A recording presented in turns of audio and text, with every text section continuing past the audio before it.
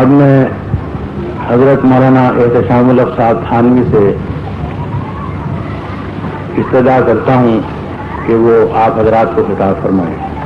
حضرت مولانا احتشام الحق صاحب تھانوی.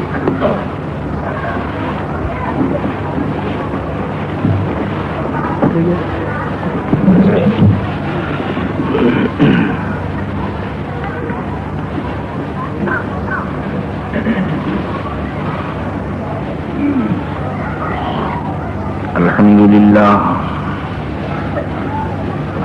لله نحمده ونستعينه ونستغفره ونؤمن به ونتوكل عليه ونعوذ بالله من شرور أنفسنا ومن سيئات أعمالنا من يهده الله فلا مضل له ومن يضلله فلا هادي له ونشهد أن لا إله إلا الله وحده لا شريك له ونشهد أن سيدنا ونبينا ومولانا محمدا عبده ورسوله صلى الله تعالى على خير خلقه محمد وآله وأصحابه أجمعين. أما بعد فأعوذ بالله من الشيطان الرجيم. بسم الله الرحمن الرحيم. إن الذين آمنوا وعملوا الصالحات كانت لهم جنات الفردوس نزلا خالدين فيها لا يبغون عنها حولا. قل لو كان البحر مدادا لكلمات ربي لنفد البحر قبل أن تنفد كلمات ربي ولو جئنا بمثله مددا. قل إنما أنا بشر مثلكم يوحى إلي أنما إلهكم إله واحد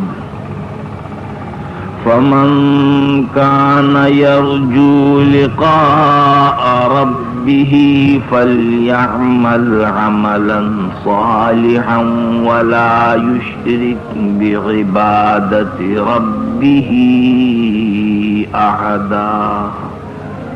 صدق اللہ. بزرگان محترم، برادران عزیز اور میری اسلامی بہنیں، تقریباً 5-6 دن پہلے مدرسۃ البنات کی طرف سے ایک ذمہ دار صاحب نے آج کے لیے مجھ سے تاریخ مقرر کی تھی، لیکن اس درمیان میں ان سے ملاقات نہ ہو سکی اور میں ان سے یہ عرض کرنا چاہتا تھا کہ آج جمعہ بھی ہے اور ایک جلسہ مغرب کے بعد تھیوسافیکل سوسائٹی ہال کے اندر نیشنل آئل کمپنی کی طرف سے بھی تھا، جس میں پہلے تو مجھے یہ معلوم تھا کہ صرف مجھی کو تقریر کرنی ہے تو میں سمجھا کہ عشاء سے پہلے فراغت ہو جائے گی، لیکن وہاں پہنچنے کے بعد معلوم ہوا کہ ایک تقریر انگریزی میں AK بروہی صاحب کی بھی ہے اور اس کے بعد دوسری تقریر میری ہے، تو اس میں کافی وقت صرف ہو گیا۔ اگر پہلے سے موقع ملتا تو آج کی تاریخ کے بجائے پھر کوئی دوسرا دن رکھ لیا جاتا، لیکن ان سے ملاقات نہ ہونے کی وجہ سے تاریخ میں بھی تبدیلی نہ ہوئی، اس لیے میں کسی قدر دیر سے اور تاخیر سے آپ کی خدمت میں حاضر ہوا۔ مدرسۃ البنات کی طرف سے اب سے چند سال پہلے یہیں آپ کے قرب و جوار میں ایک سیرت کا جلسہ منعقد ہوا تھا، اور مجھے یاد ہے کہ اس میں نے بچوں کی تربیت، بالخصوص لڑکیوں کی تربیت کے سلسلے میں کچھ معروضات پیش کی تھی، اور یہ بتایا تھا کہ ایک لڑکی کا دیندار ہو جانا آئندہ قوم کے جتنے افراد اس کی گود میں پرورش پائیں گے ان سب کو دیندار بنا دینا ہے، اور اگر خدا نہ کرے کوئی بچی اگر دین سے الگ ہو کر زندگی گزارے تو اس کا مطلب یہ ہے کہ اس کی گود میں پرورش پانے والے بچے جو ہیں وہ بھی دین سے بالکل بے بہرا اور الگ ہوں گے۔ اس کی بڑی اہمیت ہے۔ اسی سلسلے کا ایک جلسہ آج بھی ہے، اور میں نے قرآن کریم کی چند آیتیں آپ کے سامنے پڑھی ہیں کہ جس میں دو مسئلے اللہ تعالیٰ نے بیان فرمائے ہیں، ایک نبوت کا، دوسرے توحید کا، اور یہ دونوں کے دونوں مسائل صرف حضور اکرم صلی اللہ علیہ وسلم کے دین ہی کے نہیں بلکہ تمام انبیاء کرام علیہم الصلاۃ والسلام اور پیغمبروں کے دین کے بنیادی مسائل ہیں۔ ہر نبی اور ہر پیغمبر جب دنیا میں آئے تو چند بنیادی چیزوں کی تعلیم انہوں نے ضرور دی، ان میں سے ایک توحید ہے، دوسرے رسالت کا مسئلہ ہے، تیسرے آخرت کا مسئلہ ہے، اور انہی بنیادی چیزوں کا نام اسلام ہے۔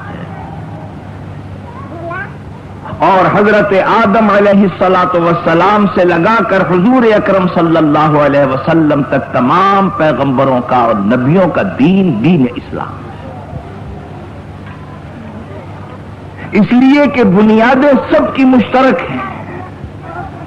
ہر نبی نے توحید کی تعلیم دی، ہر نبی نے رسالت اور نبوت کا مسئلہ پیش کیا، ہر نبی نے آخرت کا سبق دیا۔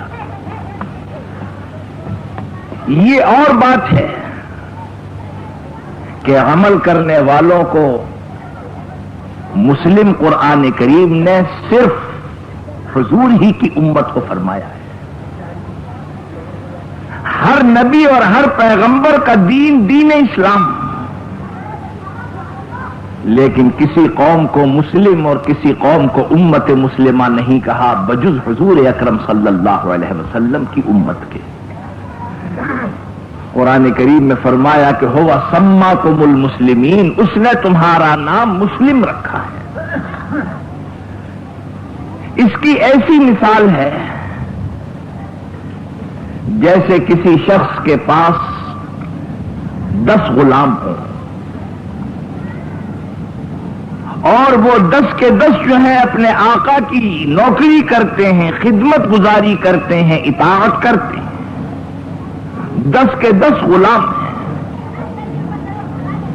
لیکن ان 10 غلاموں میں سے ایک غلام ایسا بھی ہے کہ جس کا نام ہی غلام ہے.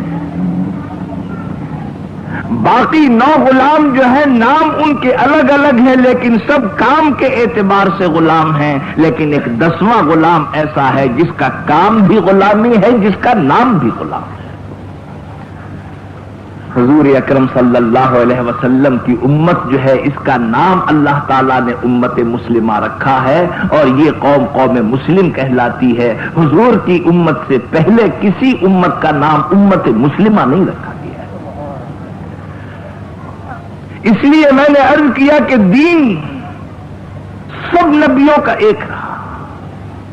ہاں، شریعتیں ملتیں تبدیل ہوتی رہی اور شریعت کی تبدیلی کو بالکل ایسے سمجھیے کہ جیسے ایک ہی بیماری ہے.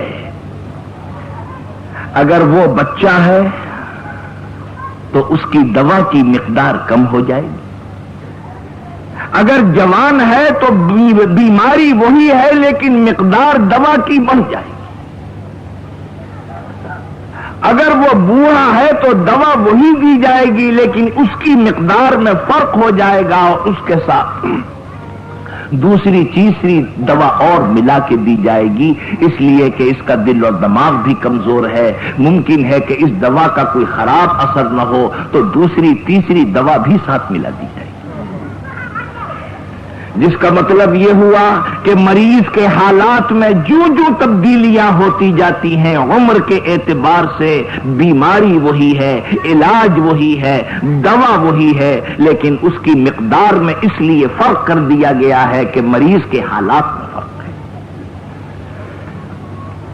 یا دوسرے طریقے پر یوں سمجھیے کہ ایک بیمار ہے، ایک ہی عمر ہے، لیکن اگر کراچی میں ہے تو اس کے ساتھ دوسری دوا دی جائے گی. اگر کوئٹے میں ہے تو وہاں کی آب و ہوا کے لحاظ سے کوئی اور دوسری دوا اس کے ساتھ شامل کر دیں گے. اگر وہ جیکب آباد کے گرد علاقے کے اندر ہے تو شاید کوئی تیسری دوا اس کے ساتھ شامل کر دیں گے. اس لیے کہ موسم کے لحاظ سے یہ فرق کیا گیا. اسی لیے حضور اکرم صلی اللہ علیہ وسلم کی ملت اور آپ کی شریعت سے پہلے شریعت آپ کی الگ ہے اور ملت آپ کی وہی ہے جو حضرت ابراہیم علیہ الصلاۃ والسلام کی ملت ہے. حضور کی ملت اور حضرت ابراہیم کی ملت ایک ہے. قرآن کریم میں ارشاد فرمایا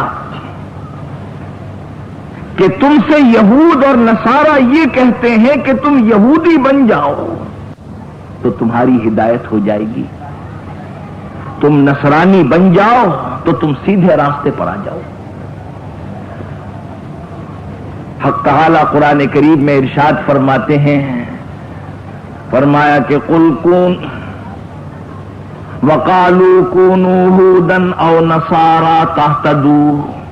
وہ تم سے کہتے ہیں کہ یہودی ہو جاؤ ہدایت یافتہ ہو جاؤ گے، نصرانی ہو جاؤ ہدایت یافتہ ہو جاؤ گے. آپ ان کو جواب دے دیجیے کیا؟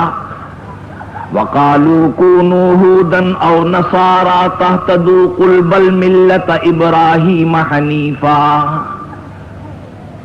آپ ان کو یہ جواب دے دیجئے کہ ہماری ملت وہی ملت ہے جو حضرت ابراہیم علیہ الصلاۃ والسلام کی ملت ہے. ہم تو پہلے ہی سے ہدایت یافتہ ہیں، ہمیں کسی اور تعلیم کی ضرورت نہیں، یہودی اور نصرانی بننے کی ضرورت نہیں. ہماری ملت ملت ابراہیم.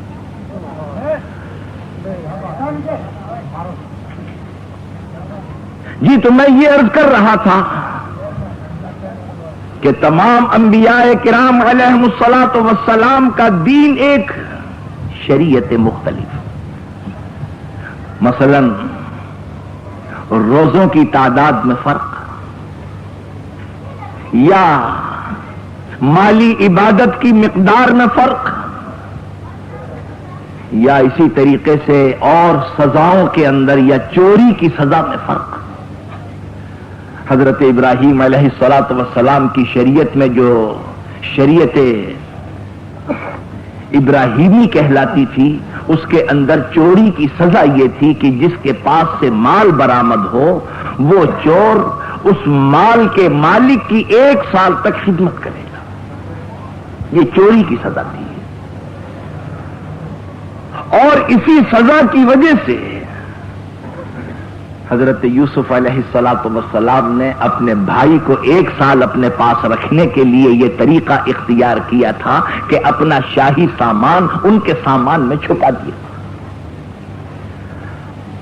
حضرت یوسف علیہ السلام جس وقت کے مصر کے عزیز ہو گئے ہیں، عزیز مصر، اور عزیز یہ اصل میں عہدے کا نام ہے. یہ مصر میں 2 عہدے تھے. جیسے ہندوستان کی بعض ریاستوں کے اندر آپ نے دیکھا ہوگا کہ 2 قسم کے عہدے ہوتے تھے. ایک نواب صاحب کا، راجہ صاحب کا، یا دوسرا وزیر اعظم کہہ لیجئے، یا اس کو دیوان کہیے. دیوان اس کو کہتے تھے کہ جو راجہ صاحب کی ریاست یا نواب صاحب کی ریاست کے تمام مالیات کا اور لگان کا اور زمین کا انتظام کرتا تھا. اس کو دیوان کہتے ہیں. میں سمجھتا ہوں کہ لفظ عزیز کا ترجمہ ہی دراصل دیوان ہے. حضرت یوسف علیہ السلام جب چھوٹے سے لڑکے کی حیثیت سے مصر کے اندر فروخت کیے گئے ہیں تو ان کا خریدنے والا کون ہے؟ وہ عزیز مصر ہے جس کی بیوی کا نام زلیخا ہے. اس وقت حکومت مصر کے تمام مالی انتظامات جو تھے وہ سب کے سب اس کے ہاتھ میں تھے. قصہ مختصر کہ حضرت یوسف علیہ السلام کچھ روز جیل میں رہے ہیں اور پھر وہ جیل سے نکل کر آئے ہیں اور اس نے فرعون مصر نے ان کو دیوان بنا دیا، یعنی عزیز مصر بنا دیا. اور حضرت یوسف علیہ السلام اب یہاں پر عزیز مصر ہو گئے. بھائیوں کو کچھ نہیں معلوم، لیکن جب قحط میں مبتلا ہوئے اور کسی جگہ گندم اور غلہ نہیں ملا تو صرف مصر ایک ایسی جگہ تھی کہ وہاں حضرت یوسف علیہ السلام نے غلے کے ذخیرے جمع کیے تھے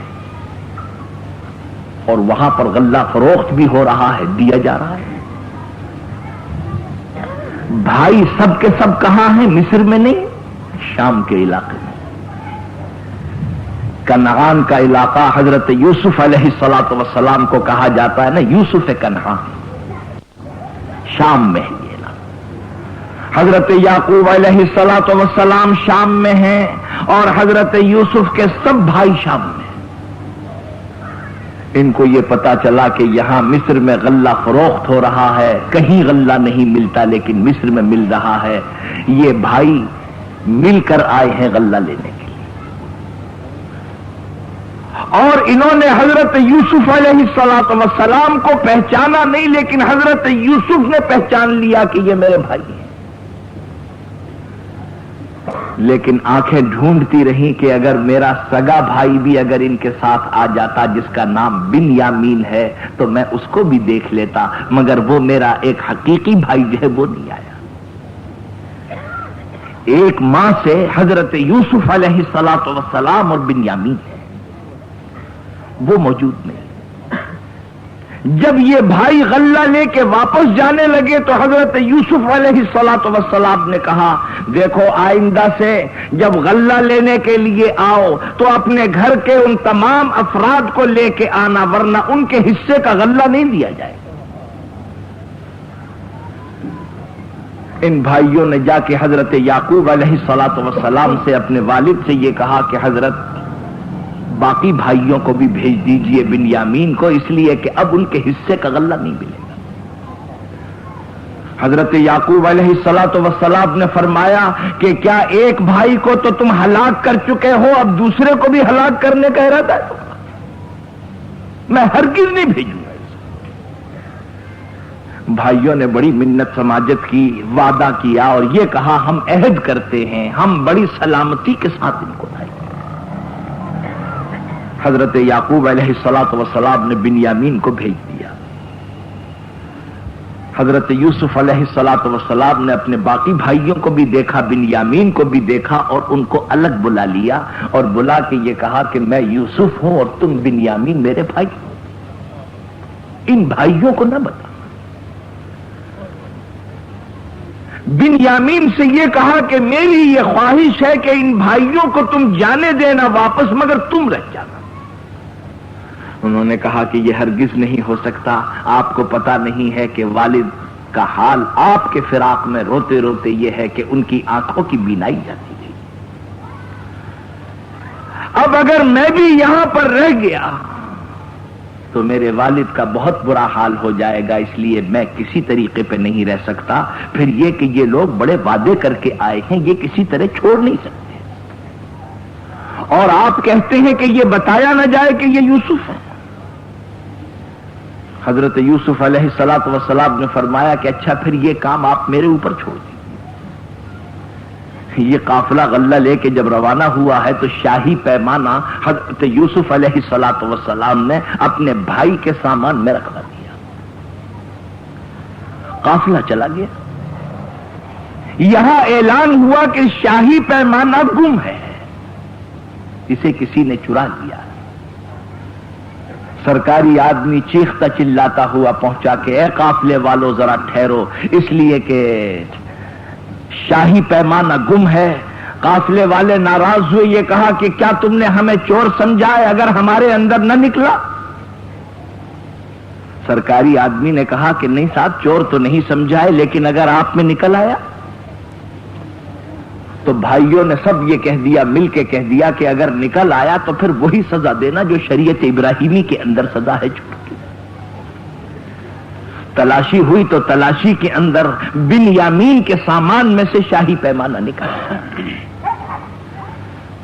بھائی مجبور ہو گئے اور بنیامین کو حوالے کر دیا اور یہ کہا کہ 1 سال بے شک آپ ان کو اپنے پاس رکھ سکتے ہیں، شریعت ابراہیمی کی سزا کی. یہ بھائی وہاں سے واپس گئے اور جا کر حضرت یعقوب علیہ الصلوۃ والسلام کو بڑا یقین دلایا.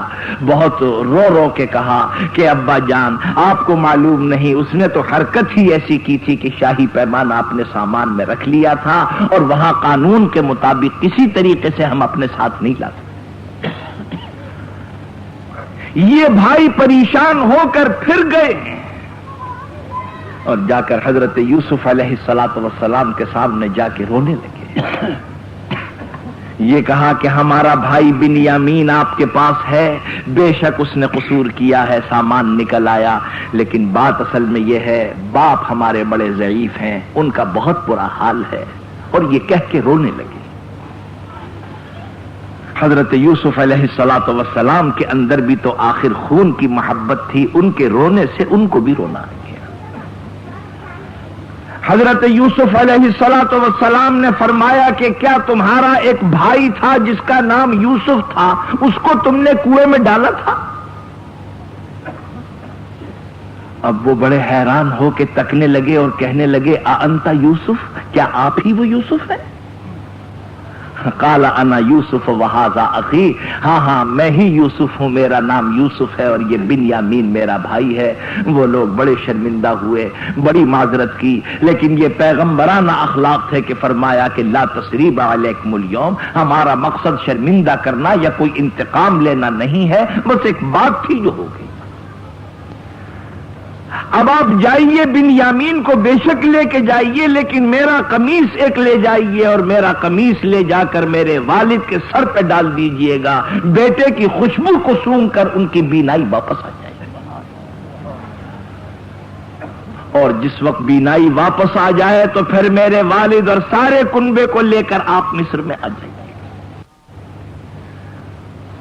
حضرت یوسف علیہ الصلوۃ والسلام نے اپنا قمیص بھیجا، حضرت یعقوب علیہ الصلوۃ والسلام کی بینائی واپس آ گئی اور یہ میں اپنی اولاد کے سب مصر میں آ گئے. یہ پہلا دن ہے کہ بنی اسرائیل ملک مصر میں داخل ہوئے.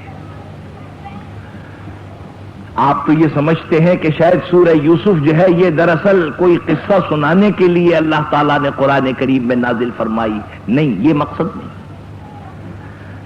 بلکہ اس سورت کے نازل کرنے کا مقصد یہ ہے کہ حضور اکرم صلی اللہ علیہ وسلم کی نبوت کو ثابت کیا جائے. اس لیے کہ ایک یہودی، ایک مشرک آیا ہے کسی یہودی کے پاس اور اس نے آ کر یہ کہا کہ صاحب ہم تو بڑا مقابلہ کر چکے ان کا، لیکن کچھ ہم ان کا بگاڑ نہیں سکے، اب ہمیں کوئی ایسی ترکیب بتاؤ کہ جس کی وجہ سے ہم پیغمبر اسلام نعوذ باللہ ہم ان کی تمام کوششوں کو خاک میں ملا دیں، کوئی ایسی ترکیب بتاؤ۔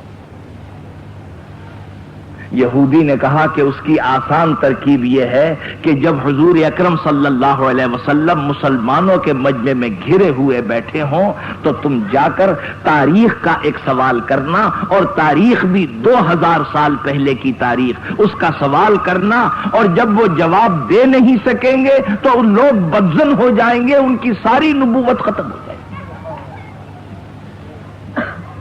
اور وہ سوال یہ کرنا کہ یہ جو بنی اسرائیل ہیں یہ تو ملک شام کے رہنے والے ہیں، مصر میں کب آئے، کیسے آئے؟ اس لیے کہ مصر ان کا اپنا ملک نہیں ہے۔ میں نے کہیں دیکھا ہے کہ حضرت یعقوب علیہ السلام کا جب وصال ہوا ہے تو شاید انہوں نے یہ وصیت کی تھی، فرمایا کہ یہاں سے میری لاش کو منتقل کر دیا جائے۔ حالانکہ نبی اور پیغمبر کی شان یہ ہوتی ہے کہ جہاں انتقال ہوتا ہے وہاں سے ان کی میت کو منتقل نہیں کیا جاتا، لیکن فرمایا کہ اس لیے کہ یہاں کے لوگ ممکن ہے بنی اسرائیل کے ساتھ اچھا تعلق نہ رکھیں تو کوئی بے ادبی کا برتاؤ نہ کریں، اس لیے منتقل کیا جائے۔ اور یہی ہوا کہ ملک مصر کے اندر بنی اسرائیل کے ساتھ بدترین قسم کا سلوک کیا جاتا،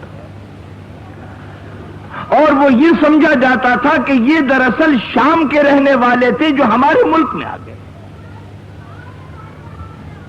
اسی لیے کسی منجم نے خواب کی تعبیر یہ دی تھی کہ شاید کوئی بنی اسرائیل کا لڑکا آپ کی حکومت کا تختہ الٹنے والا ہے، اسی لیے اس نے حکم جاری کر دیا تھا کہ بنی اسرائیل میں کوئی لڑکا پیدا ہو تو اسے قتل کر دیا جائے اور لڑکیوں کو زندہ رکھا جائے۔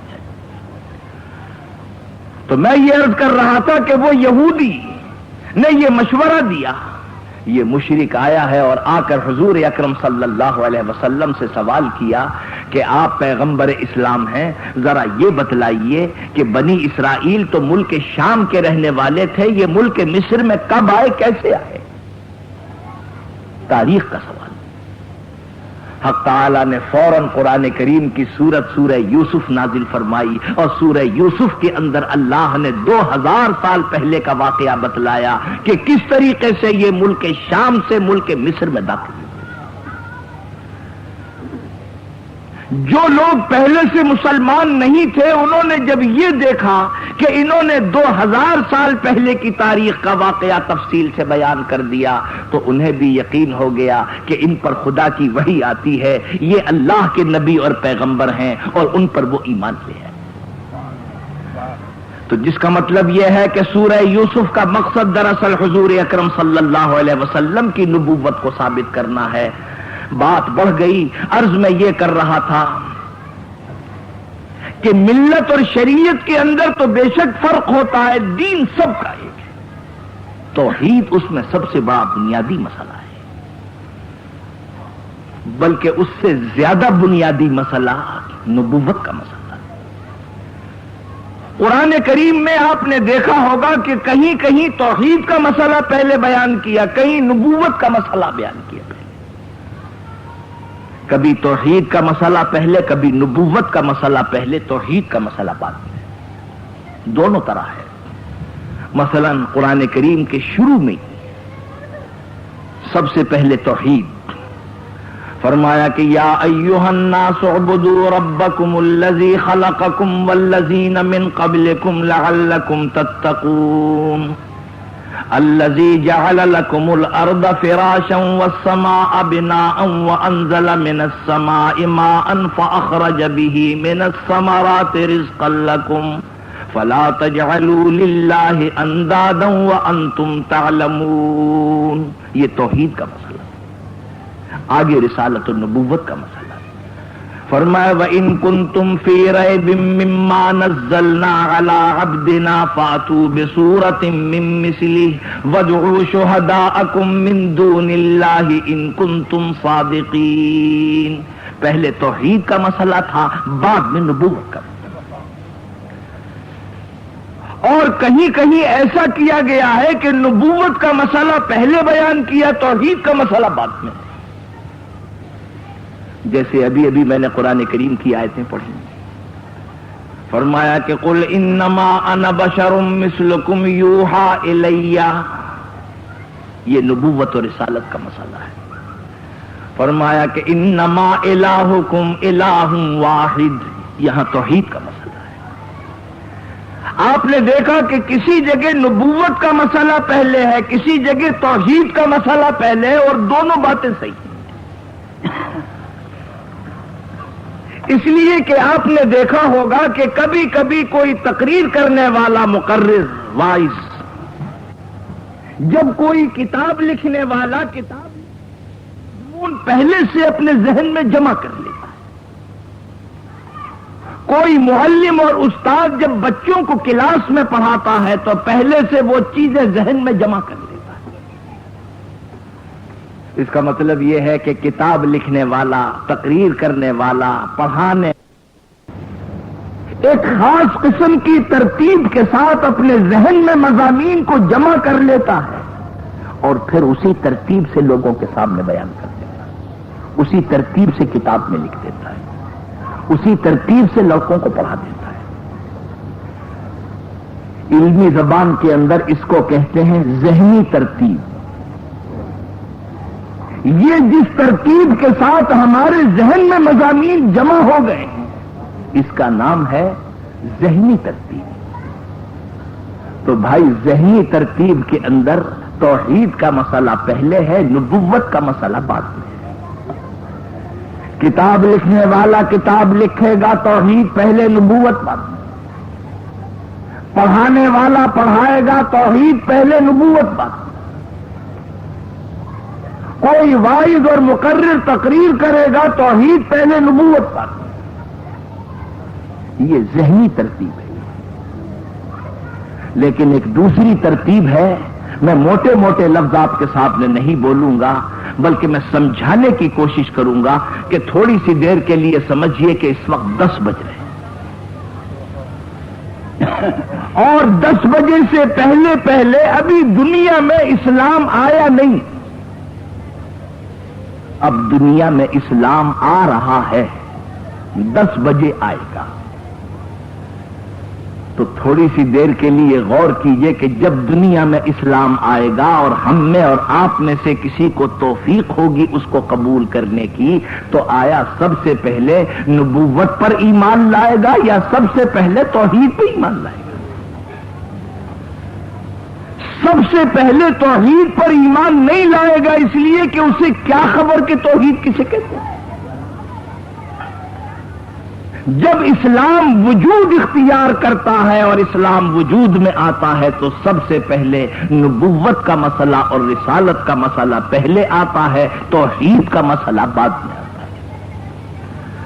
ایمان لانے والا سب سے پہلے سرکار دو عالم صلی اللہ علیہ وسلم کی نبوت پر ایمان لاتا ہے، آپ کو سچا رسول تسلیم کر لیتا ہے.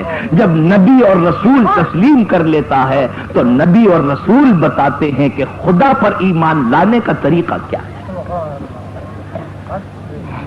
نبی اور پیغمبر آپ کو یہ بتائیں گے کہ کتاب اللہ پر ایمان لانے کا مطلب کیا ہے اور آخرت پر ایمان لانے کا مطلب کیا ہے، جس کا مطلب یہ ہے کہ ہمارے ایمان کی جڑ جو ہے وہ رسالت اور نبوت کا مسئلہ ہے. اور اگر کوئی شخص ایسا ہو جو نبی پہ تو ایمان لایا نہ ہو اور کہے کہ میں تو بڑا موحد ہوں، میں خدا پر اور توحید پر ایمان رکھتا ہوں، تو سمجھنا کہ وہ جھوٹ بولتا ہے. اس لیے کہ دنیا میں جو آدمی نبی پر ایمان نہیں رکھتا ہے وہ کبھی خدا پہ ایمان لا سکتا نہیں. کیوں؟ اس لیے نہیں لا سکتا کہ یہ کام تو نبی کا ہے کہ وہ یہ بتائے کہ اللہ کی قدرت کیا ہے، اللہ کی شان کیا ہے، اللہ کی صفت کیا ہے. یہ کام تو نبی کا ہے، یہ ہماری اور آپ کے عقلوں سے تراشنے کا نہیں ہے. بلکہ اسی لیے بعض لوگوں نے منع کیا ہے کہ میاں خدا کو پہچاننے کے لیے عقل کے دلائل کی ضرورت نہیں ہے. خدا کوئی ایسی چیز تھوڑی ہے کہ انسان اپنی فکر اور عقل سے تراش کے رکھ دے،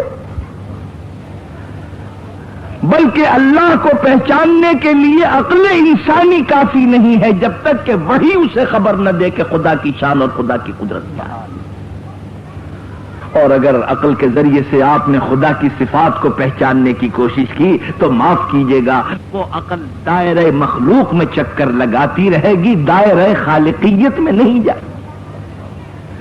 کیا مطلب؟ آپ یہ سوچیں گے کہ اللہ ہم سے زیادہ طاقتور ہوگا، ہم اگر 20 سیر کی کوئی چیز اٹھا لیتے ہیں تو وہ 2.5 من کی اٹھا لیتا ہوگا، اگر ہمارا قد 5.5 اور 6 فٹ کا ہے تو اس کا 20 فٹ کا ہوگا، اگر ہم اور آپ تھوڑی سی غذا کھاتے ہیں، 2 روٹیاں کھاتے ہیں تو وہ 10 کھاتا ہوگا۔ یعنی انسان اپنے ہی دائرے کے اندر کچھ برتر قسم کی مخلوق تصور کرے گا اور سوچے گا، اور خدا کی ان صفتوں کا اندازہ نہیں لگا سکتا کہ جس کو خدا خود اپنے وحی کے ذریعے سے خبر دیتا ہے، وہ نہیں بتاتا۔ مولانا جلال الدین رومی رحمۃ اللہ علیہ، جن کی کتاب جو ہے دراصل فارسی کا قرآن جس کو کہا گیا کہ ہست قرآن در زبان پہلوی،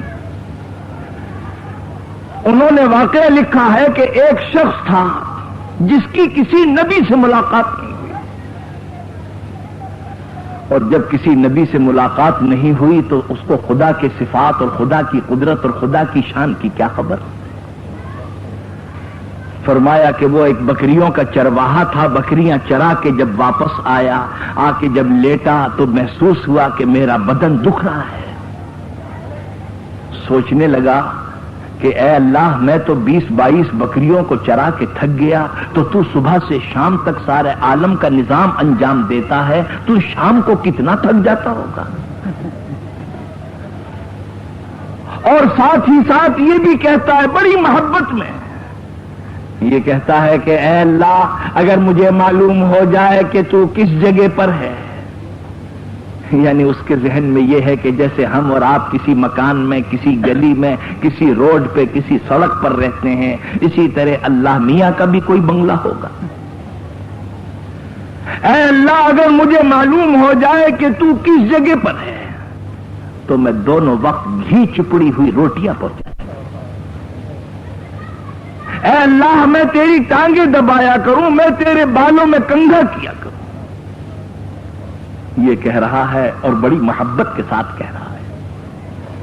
حضرت موسیٰ علیہ الصلاۃ والسلام نبی ہیں، پیغمبر ہیں، ان کو خدا کی صفت اور خدا کی شان کی خبر ہے۔ وہ وہاں سے گزرے، فرمایا کہ اینچے جاجش تینچے کفرست و فشار، اینچے جاجش تینچے کفرست و فشار، پنبئے اندر دہانے خود درار۔ ارے ظالم، یہ کیا کفریہ کلمات بک رہا ہے؟ خبردار، اپنے منہ کے اندر کپڑا دے لے اور روئی دے کے سی لے، اور ایسی بات خدا کے لیے کبھی نہ کہے۔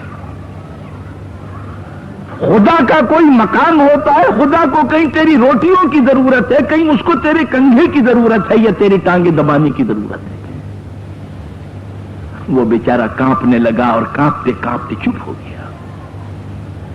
لیکن اللہ کی شان کریمی دیکھیے کہ وہ اگرچہ بےہودہ کلمات کہہ رہا تھا، لیکن اللہ کو تو خبر ہے کہ یہ جاہل اصل میں محبت نے مجھے یاد کرتا۔ حضرت موسیٰ علیہ الصلاۃ والسلام پر وحی آئی اور اللہ تعالیٰ نے فرمایا کہ آپ نبی اور پیغمبر ہیں، آپ کا کام تو بندوں کو خدا سے ملانا ہے، لیکن جو بندہ مجھے یاد کر رہا تھا اسے تم نے مجھ سے جدا کیوں کر دیا؟ اندازہ لگائیے کہ اللہ تعالیٰ جو ہیں اسی کو سمجھ رہے ہیں کہ یہ بڑے اخلاص کے ساتھ اور یہ بڑی محبت کے ساتھ یہ مجھے یاد کر رہا تھا۔ تو آپ نے دیکھا کہ دراصل جو مکلف نہیں ہیں، جن کو کچھ خبر نہیں ہے، بعض اوقات ان کی کسی بے ادبی اور گستاخی کو بھی اللہ تعالیٰ معاف کر دے۔ بالکل ایسے ہی جیسے آپ نے دیکھا ہوگا، اب چھوٹے بچے کو اگر آپ گود میں لے لیں، چھوٹے بچے کو آپ گود میں لے لیں اور گود میں لے کر آپ اس کے ساتھ کھیلنے لگیں، شرارت کرنے لگیں، اور وہ بچہ جو ہے آپ کی داڑھی پکڑ لے، اور جب میں یہ جملہ کہتا ہوں مجھے فوراً یہ خیال آتا ہے کہ ہے ہی نہیں تو پکڑے گا کہاں سے؟ اس لیے کہ مولانا عطا اللہ شاہ بخاری مرحوم فرماتے تھے کہ بھئی جب سے لوگوں نے داڑھیاں صاف کر لی ہیں تو چھوٹا بچہ اگر کہیں باپ کے پاس رات کو لیٹ جائے تو اس کو بڑی دقت پہچاننے میں ہوتی ہے کہ میں ماں کے پاس لیٹا ہوں یا باپ کے پاس۔ تو خیر میں یہ عرض کر رہا تھا کہ آپ دیکھیے کہ اگر وہ بچہ آپ کی گود میں آئے اور آپ کے ایک تماچا مار دے تو آپ نے دیکھا ہوگا کہ باوجود اس کے کہ اس نے گستاخی کی ہے لیکن آپ اس کا ہاتھ لیں گے اور لے کے پیار کریں گے، چومیں گے اسے۔ کیوں؟ سزا کیوں نہیں دی؟ اور اگر آپ کا کوئی جوان بیٹا یہ حرکت دیکھ رہا ہو اور یہ کہے کہ ابا کو تو چانٹا لگنے سے بڑی خوشی ہوتی ہے، چلو ایک ہم بھی لگاتے ہیں، تو آپ سمجھتے ہیں کہ اگر سمجھدار بیٹا اگر ہاتھ بھی اٹھائے گا تو آپ کا خون کھول جائے گا۔ کیوں؟ اس لیے کہ یہ چھوٹا بچہ اگر بے ادبی بھی کرے تو اس کو بے ادبی اس لیے معاف ہے کہ اس کو شعور نہیں، لیکن جو صاحب شعور ہیں، جن کو احساس ہے، جن کو یہ تمیز موجود ہے، ظاہر ہے کہ ان کی طرف سے ادنا بے ادبی بھی کبھی گوارا نہیں کی جا سکتی۔ تو اسی طریقے سے وہ بیچارہ اللہ کو یاد کر رہا تھا اور اللہ کو اس طریقے پر یاد کر رہا تھا کہ اللہ تعالیٰ فرماتے ہیں کہ میرے ایک مخلص بندے کو تم نے مجھ سے جدا کر دیا۔ آپ نے یہ اندازہ لگایا کہ توحید کا مسئلہ اگر انسان اپنی عقل سے تراشے تو پھر وہ ایسی ہی بکواس کرے گا جس طرح وہ چرواہا بکواس کرتا ہے۔ اصل توحید وہ ہے کہ جس کی خبر نبی اور پیغمبر دیتا ہے کہ اللہ کی یہ شان ہے، اللہ کی یہ قدرت ہے، اللہ کے یہ صفات ہیں، اس پر ایمان لانے کا نام اصل میں توحید۔ تو خیر یہ بات ثابت ہو گئی کہ دراصل جب اسلام وجود پاتا ہے دنیا کے اندر تو سب سے پہلے نبوت وجود میں آتی ہے اور نبوت کے بعد پھر توحید کا مسئلہ آتا ہے۔ اس لیے اگر کہیں پہلے ذکر کیا گیا ہے تو وہ ذہنی ترتیب کے مطابق ہے، اور اگر کہیں بعد میں ذکر کیا گیا ہے تو اس لیے کہ دراصل ایمان وجود ہی پاتا ہے نبی سے، اس لیے نبوت کا مسئلہ پہلے بیان کر دیا۔ یہ میں نے ساری باتیں آپ سے اس لیے کہیں کہ مجھے آج صرف ایک بات عرض کرنی ہے کہ حضور اکرم صلی اللہ علیہ وسلم دنیا میں تشریف لائے، آپ نے اپنی تعلیمات کے ذریعے سے ہمیں کون سی دولت عطا فرمائی، اور واقعتاً وہ ایسی دولت ہے کہ ہفت اقلیم کی سلطنت بھی اگر اس کے مقابلے میں ملے تو وہ سب ہیچے۔ اور وہ دولت کیا ہے؟ توحید کی تعلیم کے ذریعے سے صرف دو باتوں کا آپ اندازہ لگائیے۔ ایک تو یہ کہ اللہ نے انسانوں کے وہ سر جو ہر دروازے اور آستانے پہ جھکے پھرتے تھے، ذلیل ہوتے تھے آستانوں پر جا جا کر، اللہ نے حضور اکرم صلی اللہ علیہ وسلم کی تعلیمات کے ذریعے ہمارے سروں کو باعزت بنا دیا اور فرما دیا کہ ہر دروازے پہ جھکانے کی ضرورت نہیں، ایک ہی دروازہ وہ اللہ کا دروازہ ہے، جھکاؤ تو یہاں جھکاؤ اور کسی دروازے پہ جانے کی ضرورت نہیں۔ اس کا مطلب یہ ہے کہ توحید کے ذریعے سے اللہ تعالیٰ نے آپ کو عزت اور سربلندی عطا فرمائی، اور آپ کے اس سر کو سوائے اپنے آگے اللہ تعالیٰ نے اور کسی دوسرے کے آگے جھکانے سے منع فرما دیا۔ یہ عزت و سربلندی توحید کی بدولت حاصل کیا،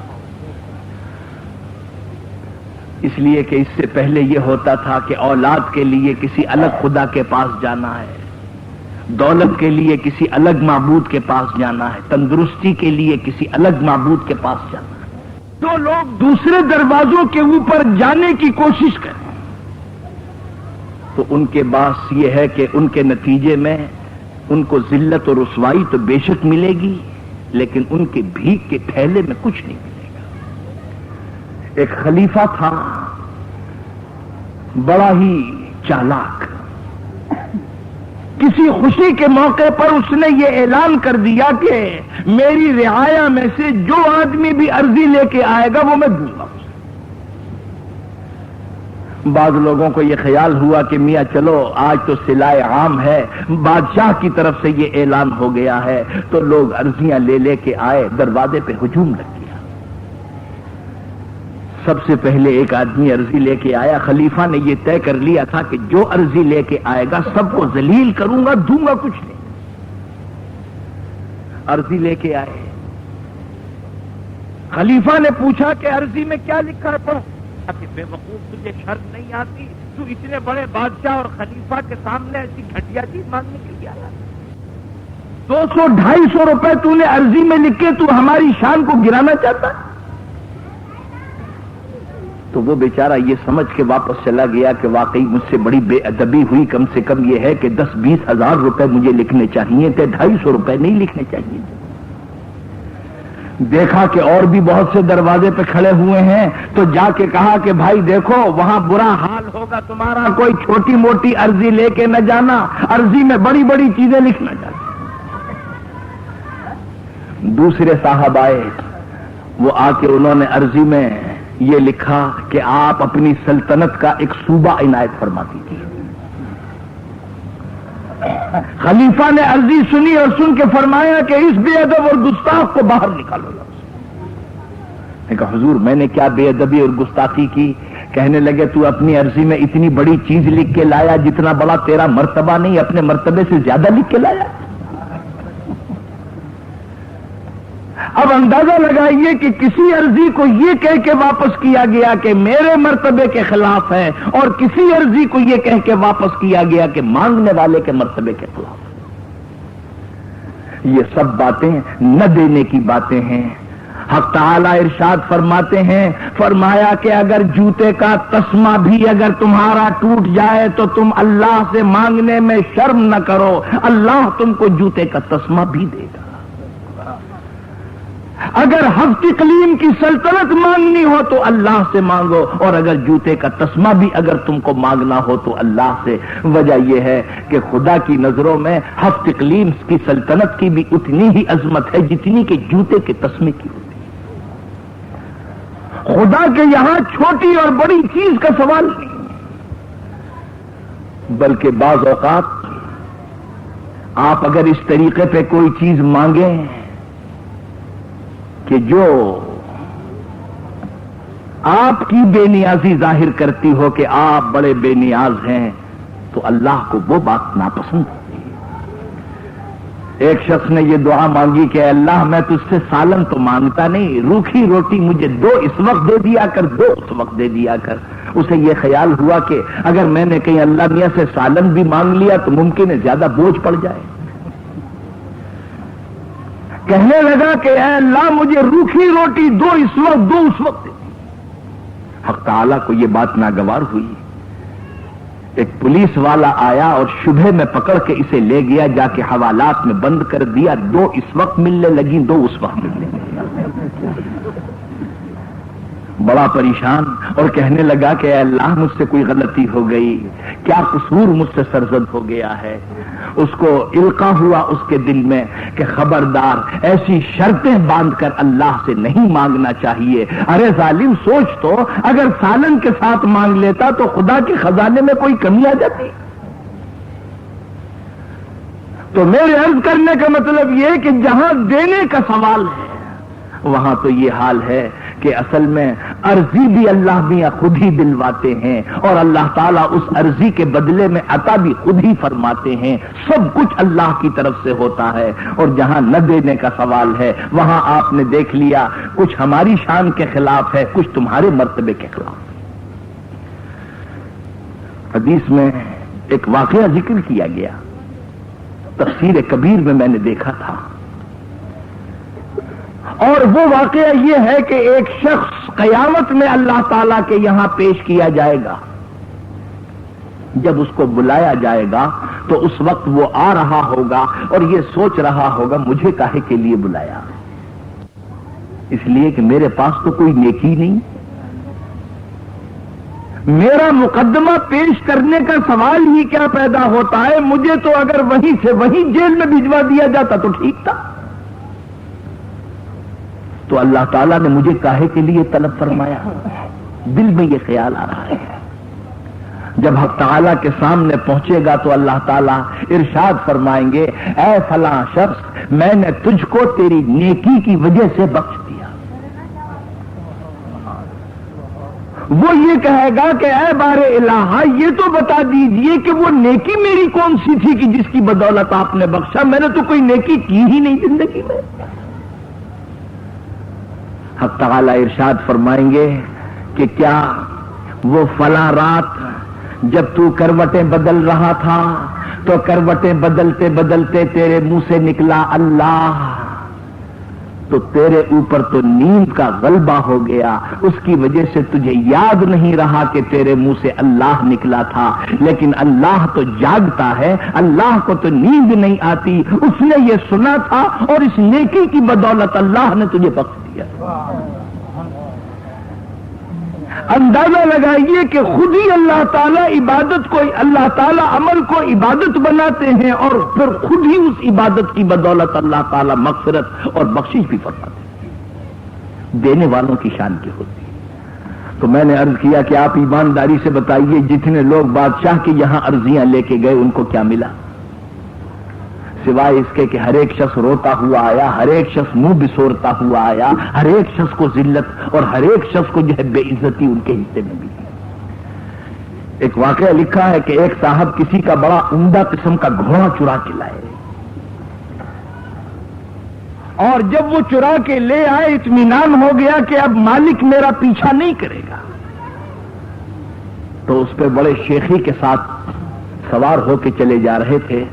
راستے میں کسی شخص نے پوچھا کہ چودھری صاحب یہ گھوڑا تو بڑا اچھا ہے، بیچو گے؟ اس نے یہ سوچا کہ اگر یہ راستے ہی میں بک جائے تو اچھا ہے، باقی چرانے کا مقصد تو دراصل پیسے ہی کھڑے کرنے تھے. اس نے کہا جی ہاں بیچنا ہے. تو اس نے کہا کہ اچھا مجھے ذرا اس کی سواری دکھا دیجئے. اور جب آدمی کسی کو دھوکے میں رکھنا چاہتا ہے تو اس کے لیے پہلے اپنا بھروسہ اور اطمینان قائم کرتا ہے. تو اس نے کہا کہ جی میں ذرا اس کی سواری دیکھنا چاہتا ہوں. تو اس کی خاطر اس نے اپنے جوتے اتار کے رکھ دیے. بھلا اللہ کے بندے اگر یہ گھوڑا لے گیا اور اپنے جوتے چھوڑ گیا تو جوتوں سے کیا تجھے کوئی گھوڑے کی تلافی تو ہو نہیں سکتی.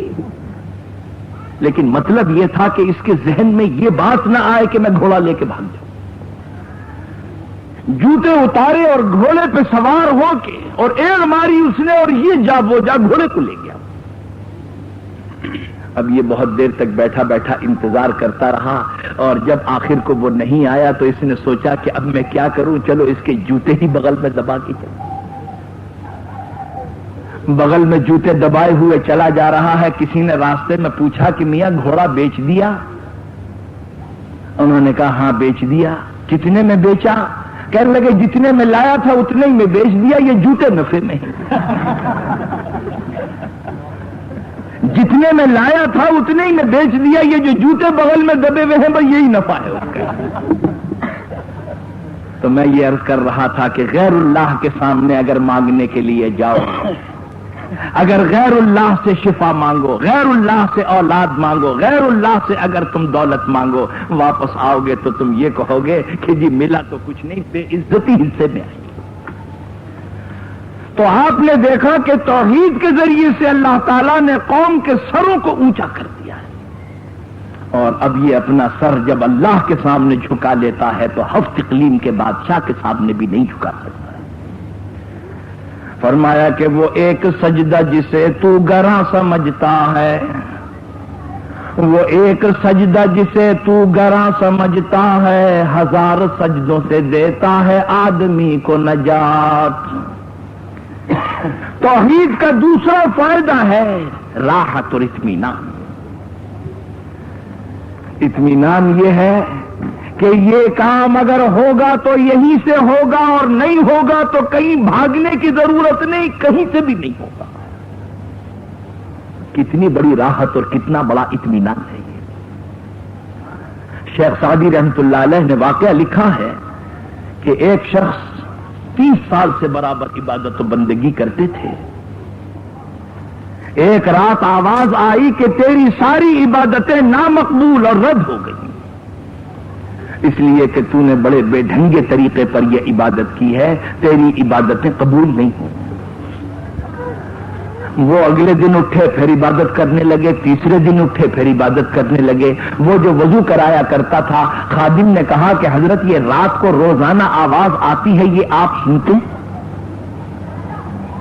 انہوں نے کہا کہ ہاں بھائی سنتا تو ہوں۔ انہوں نے کہا حضور جب 30 سال کی ابھی تک قبول نہیں ہوئی اور منظور نہیں ہوئی تو آئندہ کاہے کے لیے آپ اپنا وقت ضائع کرتے ہیں؟ آرام سے پڑھ کے سو جائیے۔ اس لیے کہ اب آپ کی زندگی میں رہ ہی کیا گیا ہے باقی؟ جب 30 سال کی قبول نہیں ہے تو پھر اب کاہے کو عبادت کریں؟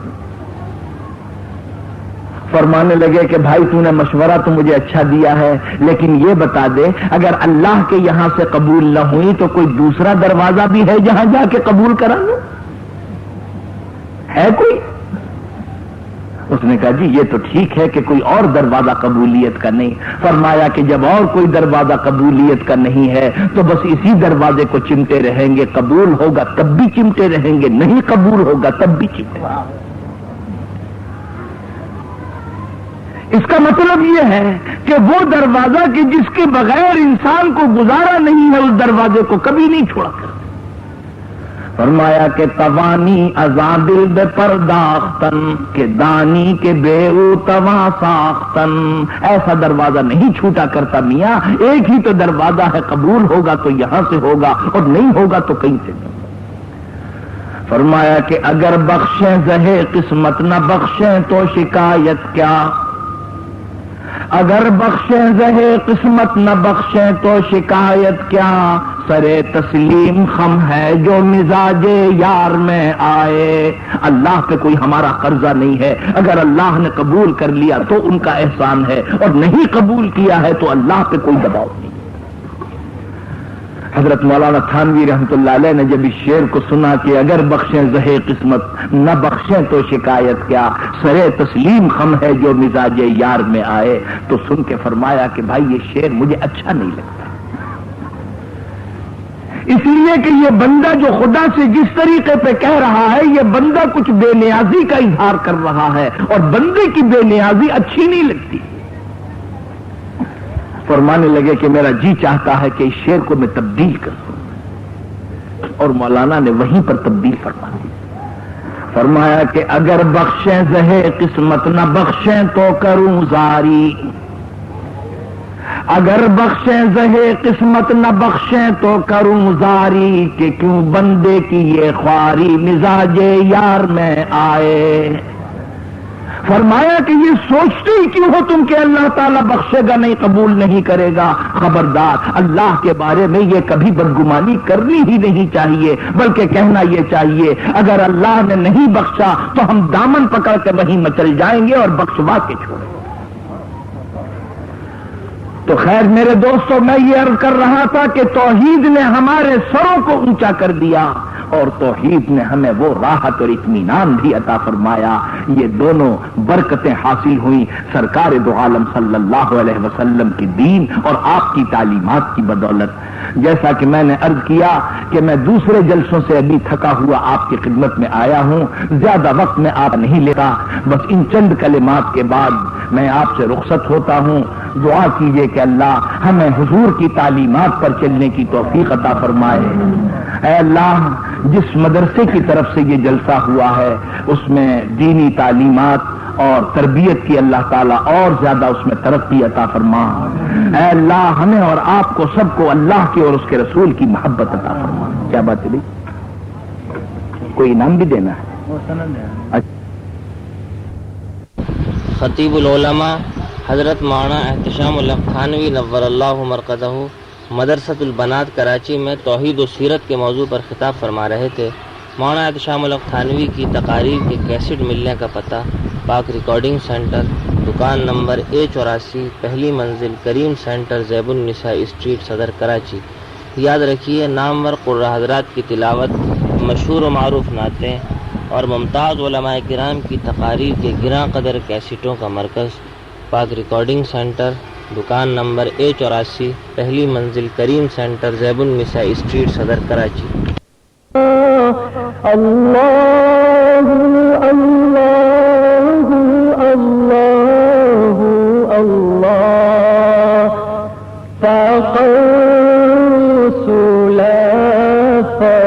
فضلا وعلا أهدى السبل لدلالته